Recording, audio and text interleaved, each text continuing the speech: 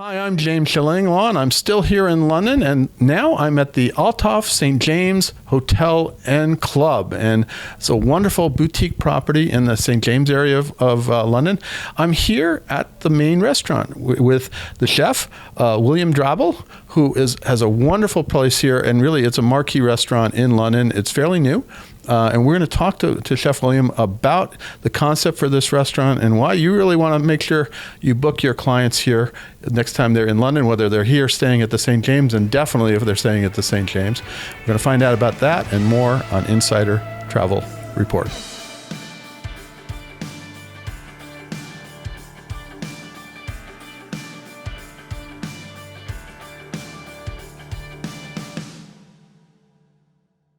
Chef, first of all, we had a marvelous meal last night. I got to say, you sat down with us a bit, and I said, no, we got to talk to you a little bit about your cuisine.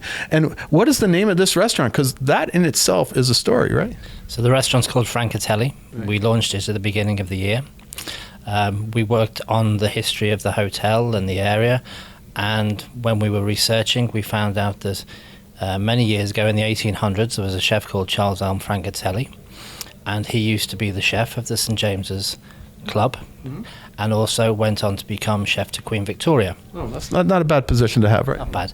And in 1846, he wrote a cookery book that was very famous at the time, which I found a copy of, and it's inspired the restaurant a little bit. That's interesting. So he was the Julia Child of his day, right? Absolutely. Yeah. But this was basically English cuisine as he interpreted it, and the stuff he was serving to Queen Victoria, right?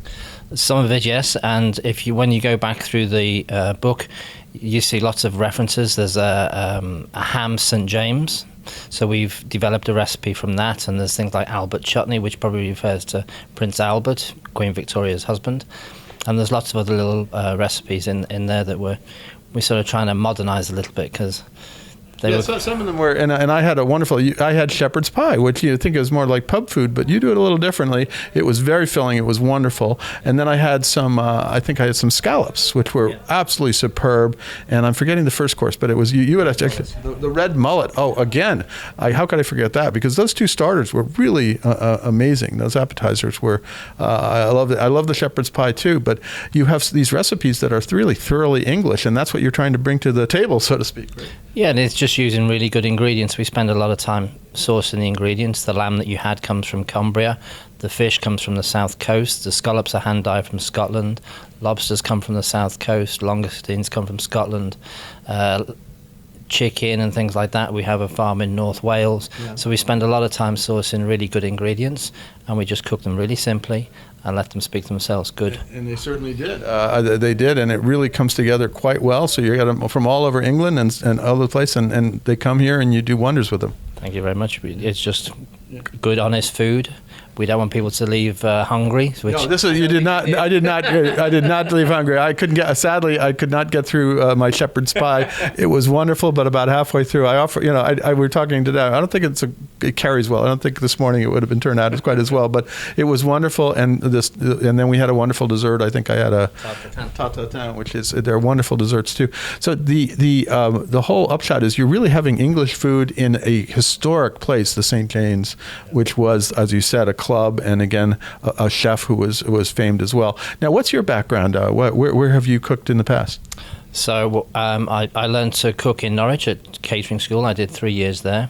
Then I went and did an apprenticeship at the Grand Hotel in Eastbourne for 3 years, which was a beautiful, great big 5-star hotel.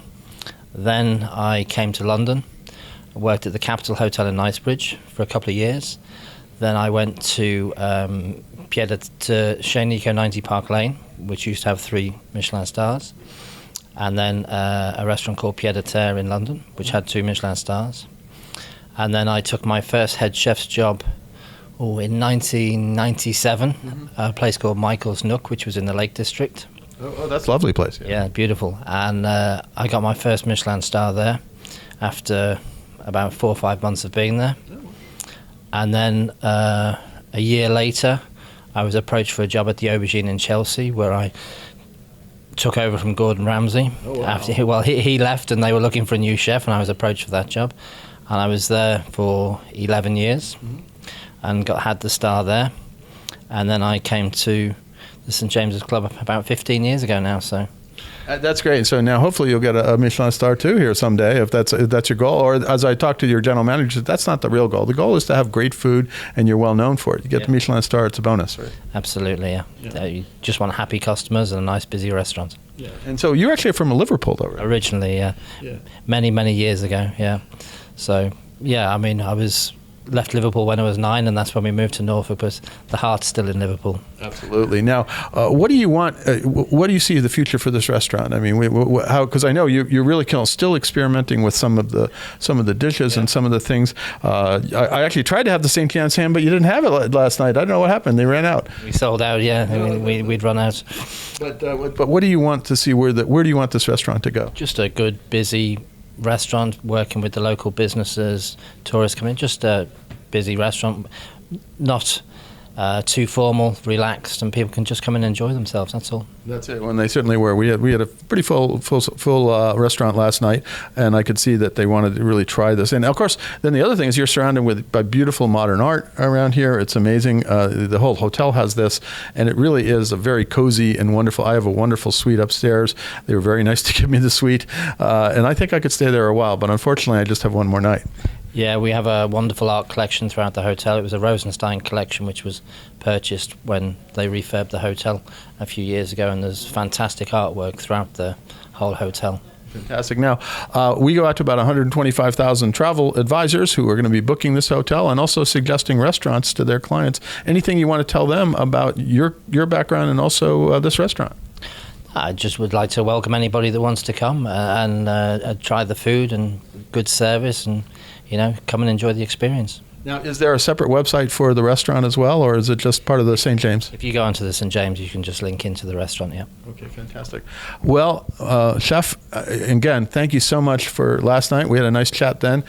We talked about football a little bit, but that was another discussion because we're into the Premier season. But please send your clients to the St. James and have them book Francatelli, at least for one night, if not two. I had breakfast here too. It's a lovely breakfast service, and I've had lunch here, so I guess I've had all three. Now, I don't know if I'll have dinner tonight. We'll see. I think I may give it a because it was a very hearty meal, as they say, and that's what you're after, because you want people to experience English cooking at it from the beginning, from Victorian era, right? Yeah, just good, honest food and good service. That's all we try and do. I'm James Shillinglaw, and this is Insider Travel Report.